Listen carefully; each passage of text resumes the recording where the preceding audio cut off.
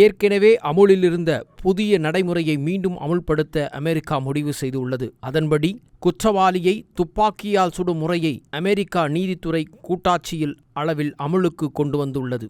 அமெரிக்காவில் பல ஆண்டுகளாக பின்பற்றி வந்த விஷ ஊசி செலுத்தும் முறைக்கு மாற்றாக அதிபர் டிரம்ப் தலைமையிலான அரசு இந்த அதிரடி முடிவை எடுத்துள்ளது. அமெரிக்காவில் பல்வேறு மிக முக்கிய குற்றவாளிகளாக கருதப்படுவர்கள், தண்டனைக்கு உள்ளாக்கப்படுகிறவர்கள் விஷ ஊசிக்கு செலுத்தி கொல்லப்படுவது வழக்கமாக இருந்தது. அதற்கு கடுமையான விமர்சனங்களும் எதிர்ப்புகளும் நிலவி வந்த நிலையில் விஷ ஊசிக்கு தேவையான மருந்துகளை விநியோகிக்க பன்னாட்டு நிறுவனங்கள் மறுப்பு தெரிவித்திருந்தது. ஊசி செலுத்தும் பொழுது ஏற்படும் குளறுபடிகளால் கைதிகள் பல்வேறு விதமான சித்திரவதைகளுக்கு உள்ளாகுவதோடு இந்த நடைமுறைக்கு கடும் எதிர்ப்புகளும் இருந்து வந்த நிலையில் தற்போது இதற்கு மாற்று வழிமுறையை கையில் எடுத்துள்ளது அமெரிக்கா நிர்வாகம். இந்த புதிய நடைமுறையின்படி மரண தண்டனை கைதி ஒருவர் நாற்காலியில் அமர வைக்கப்பட்டு அவர்கள் கைகள் முழுவதும் கட்டப்பட்டு அவரது இதயத்தை குறிவைத்தவாறு எதிரே உள்ள 5 வீரர்கள் ஒரே நேரத்தில் துப்பாக்கியால் சுடுவார்கள். அப்பொழுது அந்த தண்டனையால் குற்றவாளி சுட்டுக் கொல்லப்படுவார். ஏற்கனவே உல்டா, தென் கரோலினா உள்ளிட்ட